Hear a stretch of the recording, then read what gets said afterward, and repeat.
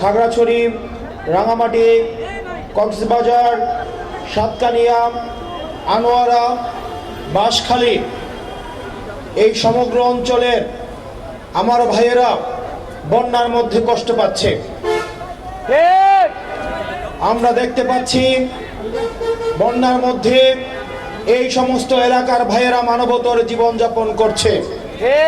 অত্যন্ত পরিতাপের বিষয়, দীর্ঘ 7 দিনের বেশি বন্যা আক্রান্ত হলেও এখনো পর্যন্ত ওইসব এলাকায় সরকারের পক্ষ থেকে পর্যাপ্ত সাহায্য সহযোগিতা পৌঁছায়নি।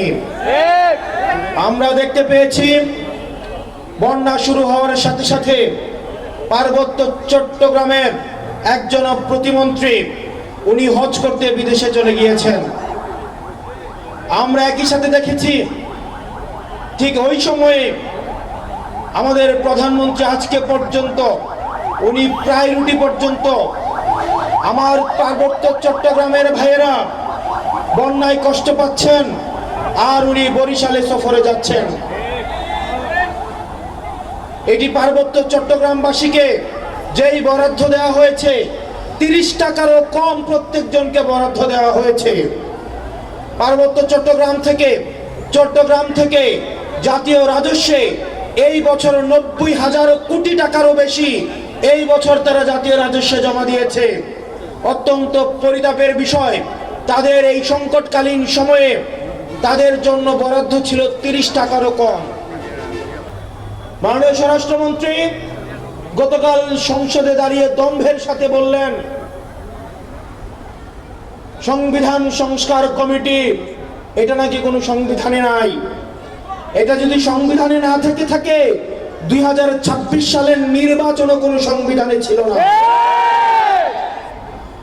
সংবিধান অনুযায়ী নির্বাচন হওয়ার কথা ছিল 2029 সালে। সংবিধান অনুযায়ী আপনার থাকার কথা ছিল শিলংয়ে। সংবিধান অনুযায়ী মাননীয় প্রধানমন্ত্রীর থাকার কথা ছিল লন্ডনে। সংবিধান অনুযায়ী আপনার নেতা কর্মীর থাকার কথা ছিল ধানক্ষেতে। সংবিধান অনুযায়ী আপনার নেতা কর্মীর চালানোর কথা ছিল ঢাকা শহরে রিক্সা। এই সংবিধানের বিরুদ্ধে গিয়ে ছাত্র জনতা রাস্তায় নেমে আসে। এই সংবিধানকে বৃদ্ধাঙ্গুলে দিয়ে নতুন বাংলাদেশের অভিমুখ তারা সেট করেছে। অত্যন্ত পরিতাপের বিষয়, আপনারা ছাত্র জনতাকে বৃদ্ধাঙ্গুলে দেখিয়ে আপনারা জনগণের বিপক্ষে অবস্থান নিয়েছেন। প্রিয় বিএনপি সরকার, আপনারা বুঝতে পারছেন আপনাদের পায়ের তলে মাটি নেই। সেজন্য আজকে সাধারণ শিক্ষার্থীদের 2026 সালের এইচএসসি পরীক্ষার্থীরা যখন কিছু দাবি নিয়ে রাস্তায় এসেছে, সেখানে আপনারা আওয়ামী লীগ সরকারের মতো সেখানে আপনারা বিভিন্ন সন্দেহ করেন এবং ছাত্রদল 2026 সালের এইচএসসি পরীক্ষাদের মাদকাসক্ত বলে তারা আখ্যায়িত করেছে। আমাদের একজন শিক্ষামন্ত্রী আমরা পেয়েছি স্ট্যান্ডবাজিতে উস্তাদ এবং টেন্ডারবাজিতে উস্তাদ। ক্যামেরা স্ট্যান্ডবাজি, পিয়ার স্ট্যান্ড। মাননীয় শিক্ষামন্ত্রী সব জায়গায় গিয়ে বলে নকল আর চলবে না। 2026-এর শিক্ষার্থীরা আপনাদেরকে দেখিয়ে দিচ্ছে এই স্ট্যান্ডবাজি আর বাংলাদেশে চলবে না। হাঁটু সমান পানিতে, বুক সমান পানিতে 2026 সালের এইচএসসি পরীক্ষার্থীদের আপনি ডুবিয়ে ডুবিয়ে আপনি পরীক্ষা দিতে বাধ্য করেছেন।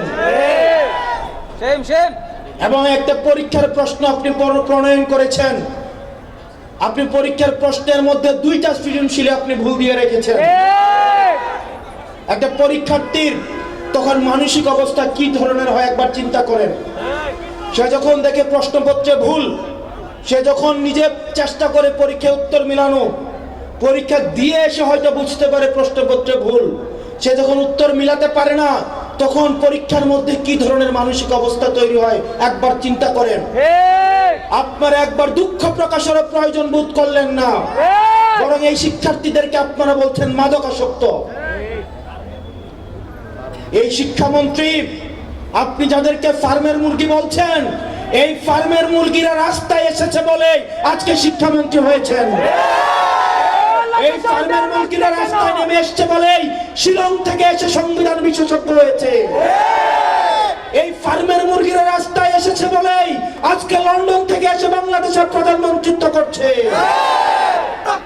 শিক্ষামন্ত্রীকে বলবো, শিক্ষার্থীরা গিনিপিগ নয়, শিক্ষার্থীদেরকে নিয়ে এক্সপেরিমেন্ট বন্ধ করুন। কিছুদিন পর পর একটা জিনিস ইচ্ছা হয়, আপনারা সেটা তাদের উপরে চাপিয়ে দেন, শিক্ষার্থীদের উপরে চাপিয়ে দেন।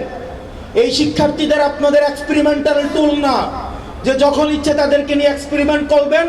বাত ব্যথা, প্যারালাইসিস কিংবা আর্থ্রাইটিস, আধুনিক প্রযুক্তি ও অভিজ্ঞ বিশেষজ্ঞদের সমন্বিত চিকিৎসার নির্ভরযোগ্য নাম ডিপিআরসি। এক্সপেরিমেন্ট ফেল করলে আবার সে এক্সপেরিমেন্ট তুলে নেবেন, কারণ আপনাদের সন্তানরা দেশে পড়াশোনা করে না, আপনাদের সন্তানরে আপনারা বিদেশে রেখে পড়াশোনা করান। পরের সন্তানদেরকে রাস্তায় রেখে রাজনীতি করাবেন, পরের সন্তানের ভবিষ্যৎকে নষ্ট করবেন, পরের সন্তানদেরকে নিয়ে এক্সপেরিমেন্ট করবেন। এই বাংলাদেশ নিয়ে এক্সপেরিমেন্ট আর আমরা আপনাদেরকে করতে দিব না।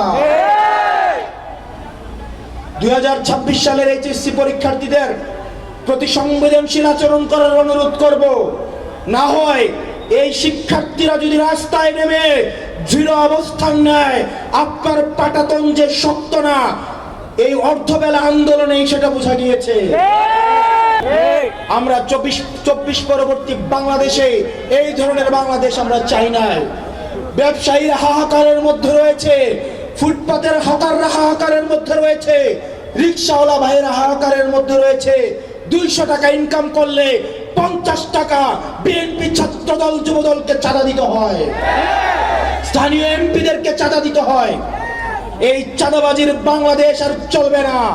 আপনারা যদি মনে করে থাকেন এই চাঁদাবাজির যাত্রা আপনারা অব্যাহত রাখবেন, মনে করার দরকার নাই এভাবে বেশি দিন খাইতে পারবেন। হাসিনার হয়তো 17 বছর লাগছে। আপনারা এটা বলেন সত্য, প্রত্যেক দিন জুলাই হয় না, প্রত্যেক বছর জুলাই হয় না, কিন্তু যখন জুলাই হয় তখন পালানোর জায়গা পাবেন না। হাসিনার জন্য ইন্ডিয়া ছিল, আপনারা বলেন আপনারা বাংলাদেশ পন্থী দল, আপনাদেরকে আমাদেরকে ইন্ডিয়াও নিবে না, পাকিস্তানও নিবে না, আমাদেরকে এই দেশের মধ্যেই থাকতে হবে। এবং আমরা যদি জনগণের আকাঙ্ক্ষার বিরুদ্ধে যাই, জনগণ আমাদের রাস্তার মধ্যে আমাদের বিচার করবে। আমাদের আজকের এই পদযাত্রায় আমাদের একজন ব্যক্তির একটি ফোন হারানো গিয়েছে। আমাদের স্টেজ থেকে আমরা অতি শীঘ্রই কোথাও আমার ভাইয়ের লাশের সন্ধান পাইনি। দীর্ঘ 15 মাস পর চুরাইন গণকবরস্থানে যে দেখি ওইখানে যে আমার ভাইয়ের কবর আছে, ওইটা পর্যন্ত বোঝা যাচ্ছে না। মনে হচ্ছে 6 মাসের অধিক হয়ে যায় আমার ভাইয়ের নাম গেজেট অন্তর্ভুক্ত। এই কি ছিল আমাদের ভাইয়ের শেষ ঠিকানা? আমাদের ভাইয়ের শেষ পরিণতি কি এরকম হওয়ার কথা ছিল? যে আমার ভাইয়ের পায়ের জুতাটা আছে কিনা সেইটাও খুঁজে পাইনি। শেষমেশ 15 মাস পরে যে ভাইয়ের লাশটা দেখলে একটু শান্তি লাগতো মনে, সেই লাশটাও দেখতে পারিনি। ঠিকানা পেয়েছি ভাইয়ের কবরের, ওইখানে যেয়ে দেখি আমার ভাইয়ের কবর ভাঙা। সেই ভাইদের কি এরকম হওয়ার কথা ছিল? কত দৌড়াদৌড়ি আর কত শুনবেন? আপনাদের কাছে একটু প্রশ্ন, আর কত আত্মনাদ করতে হবে? আজকে যদি আমার আব্বু আম্মুর কিছু হয়, আমার পাশে আপনারা ছাড়া আমি মনে করি আছে। অনুরোধ ভাইয়া, আমাদের বিষয়টা একটু দেখেন, আমার ভাইয়ের গ্যাজেটভুক্ত করার বিষয়ে আমাদেরকে একটু সাহায্য করেন। আত্মার মাগফিরাত কামনা করছি, যারা আহত ভাই আছেন তাদের সুস্থতা কামনা করছি। ধন্যবাদ জানাচ্ছি শহীদ সাব্বির মুনার বোনকে। খন্দকার বনির উপস্থিত আছেন জাতীয় যুব শক্তি নারায়ণগঞ্জ জেলার সিনিয়র যুগ্ম মুখ্য সংগঠক জাহিদুল হক বাঁধন। এই পর্যায়ে সহসভাপতি সোনারগাঁয়ের কৃতি সন্তান এনসিপি মনোনীত সোনারগাঁও উপজেলা পরিষদ নির্বাচনে চেয়ারম্যান পদপ্রার্থী। আসসালামু আলাইকুম সংগ্রামী ছাত্র জনতা, আমরা রাজনীতিতে এসেছি বড় মানুষ হবার জন্যে। আমরা বিশ্বাস করি রাজনীতি করা পথ নয়, এগুলো কোনো চাঁদাবাজের লাইসেন্স নয়, বরং এগুলো হচ্ছে জনসেবার দায়িত্ব নেবার লাইসেন্স। অভ্যুত্থানের সেই স্লোগান আপনাদের মনে থাকার কথা, জনপ্রিয় স্লোগান দিল্লি না ঢাকা, ঢাকা ঢাকা, এটা আমাদের যে স্লোগান আমরা দিয়েছি, সেই স্লোগানের মর্মার্থ দিল্লির সরকারকে বুঝতে হবে। এক্ষেত্রে বাংলাদেশের সরকারকে আমরা সর্বাত্মক সহযোগিতা করব। অবৈধভাবে গ্যাস ব্যবসা চলছে, চুনের ব্যবসা চলছে, কিন্তু এই ব্যাপারে কারো কোনো চক্ষু দেখতে পাচ্ছি না, তার কোনো খেয়াল দেখতে অবস্থায় দাঁড়িয়েছে, জ্বালানি তেলের দাম যে অবস্থায় দাঁড়িয়েছে, জনগণের জীবন মান অসহনীয় হয়ে পড়ছে। রাষ্ট্র আপনি বাংলাদেশ আমরা সবাই মিলে গড়ে তুলবো এই আশাবাদ ব্যক্ত করে আমি আমার কথা শেষ করছি।